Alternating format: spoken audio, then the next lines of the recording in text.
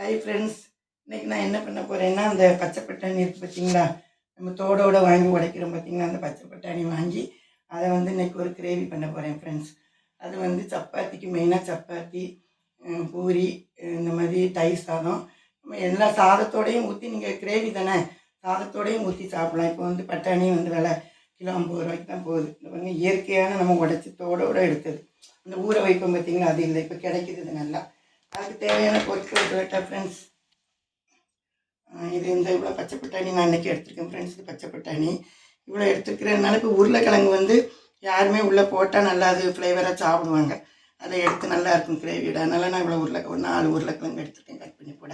அப்புறம் அதுக்கு தேவையான பொருட்கள் வந்து வெங்காயம், இந்த வெங்காயமும் அப்புறம் வந்து இதில் வந்து கசகசா, கிராமம், பட்டை, ஒரு 4-5 ஏலக்காய், இவ்வளோ முந்திரி, இந்த ரெண்டுமே நம்ம விழுது கூட அரைக்கணும் பார்த்துக்கோங்க. இது ரெண்டும் அரைக்கிறதுக்கு.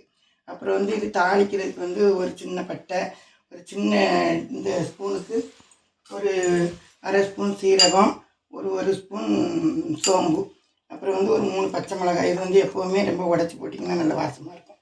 அப்புறம் கருவேப்பிலை, தாளிக்கிறதுக்கு வெங்காயம், கடுகு, அப்புறம் ஆயில், மஞ்சத்தூள் ஒரு 1/2 டீஸ்பூன், அப்புறம் வந்து Kashmir chilli 1 table spoon, garam masala வந்து ரொம்ப போட்டிங்கன்னா கசக்கும். இதுக்கு ஒரு ஸ்பூன் டீஸ்பூனுக்கு. இது வந்து இந்த ஸ்பூனுக்கு பார்த்தீங்கன்னா ஒரு 3 ஸ்பூன் எடுத்துருக்கேன். இதுக்கு தேவையான பொருட்கள் ஃப்ரெண்ட்ஸ்.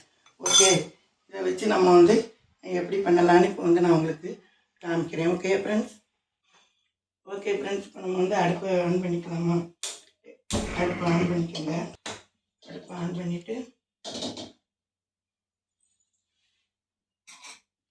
இதுக்கு வந்து தேவையான நம்ம வந்து ஆயில் ஊற்றுறோம் ஃப்ரெண்ட்ஸ்.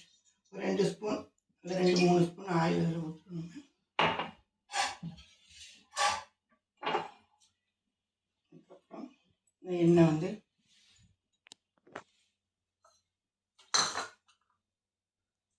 எண்ணெய் கொஞ்சம் சூடாகட்டும். எண்ணெய் சூடானோடனே கடுகு போடுறோம் ஃப்ரெண்ட்ஸ். இதுக்கு 1 ஸ்பூன் கடுகு போடுறோம். அப்புறம் வந்து கடுகு வெடிக்கட்டும். கருவேப்பிலை போடுறோம்.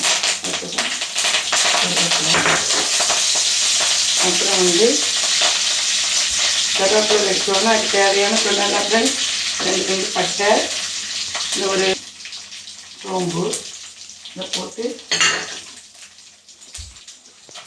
நம்ம வந்து நல்லா கிண்டிட்டு நல்லா அந்த கரிஞ்சிடாமல் நம்ம அந்த சோம்பு வாசம், சீரக வாசம், பட்டை, கருவேப்பிலை எல்லாம் சேர்ந்து ஒரு வாசம் வருது பார்த்தீங்களா? அந்த மாதிரி வரும்போது நம்ம இதுக்கு வந்து நம்ம வெங்காயம் அரைக்க மாட்டோம் ஃப்ரெண்ட்ஸ். அதனால் நீங்கள் வந்து நல்லா ஒரு பெரிய பல்லாரின்னா நல்ல ஒரு பல்லாரி, சின்ன பல்லாரினா 2 பல்லாரி, இந்த அளவுக்கு நம்ம வெங்காயம் வதக்கிறதுல போடணும் ஃப்ரெண்ட்ஸ். ஓகேயா? இப்போ வந்து அந்த சோம்புலாம் படப்படான்னு வெடிக்குது. நம்ம அப்போ வந்து வெங்காயத்தை போட்டுடலாம். Okay friends. வெங்காயத்தை போட்டு நல்லா இந்த கண்ணாடி பழம் வர வரைக்கும் நம்ம நல்லா இந்த மாதிரி வதக்கணும் ஃப்ரெண்ட்ஸ்.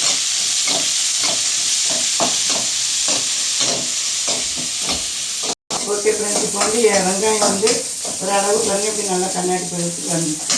அப்போ வந்து நம்ம வந்து இதில் வந்து மஞ்சத்தூள், கொஞ்சம் மஞ்சத்தூள் எடுத்து வச்சுக்கோங்க ஃப்ரெண்ட்ஸ். அந்த மஞ்சத்தூள் கொஞ்சம் அடுப்பை வந்து போடும்போது கொஞ்சம் சிம்மில் வச்சுக்கோங்க. Okay friends. அதுக்கு மாதிரி கரம் மசாலா ரொம்ப போட்டுறாதீங்க. இதுக்கு வந்து ஒரு சின்ன டேபிள் ஸ்பூனுக்கு 1 போதும், ஏன்னா கசப்பு வரும். அப்போ வந்து இது வந்து ஒரு 2 ஸ்பூனுக்கு, சின்ன ஸ்பூனுக்கு 1 ஸ்பூன் கரம் மசாலா.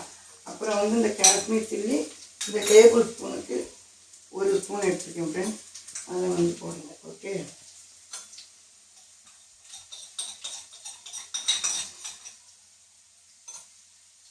போட்டு இந்த சிம்மில் வச்சுக்கிட்டு அந்த எண்ணெயில் வெங்காயத்தில் பாருங்கள் இப்படி கிண்டி விடுங்க. ஓகே. 3 ஸ்பூன் இந்த ஆல் பர்பஸ் பொடிங்கிற அந்த நம்ம குழம்பு மிளகாத்தூள் வச்சுருக்கோம்ல ஃப்ரெண்ட்ஸ், அது போடுறேன். அப்படியே உங்களுக்கு வந்து குழம்பு மசாலா தூள் இல்லைனாலும் நீங்கள் வெறும் கொஞ்சம் மல்லித்தூளும் தனியாத்தூளும் ஒரு 2 டீஸ்பூன், 1 டீஸ்பூன் மிளகாத்தூள் போட்டு சேர்த்துக்கோங்க. ஓகேயா?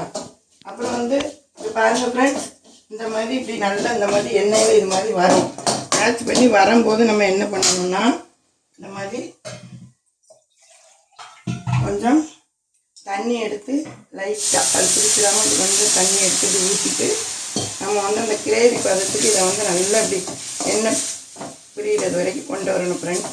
வெறும் மசாலாவை போட்டு கிண்டி வெறும் மசாலாவை நீங்கள் கிண்டிக்கிட்டே இருந்தீங்கன்னா இப்போ பாருங்கள் எண்ணெய்லாம் நல்லா இப்படி பிரிஞ்சிட்டு பாருங்கள்.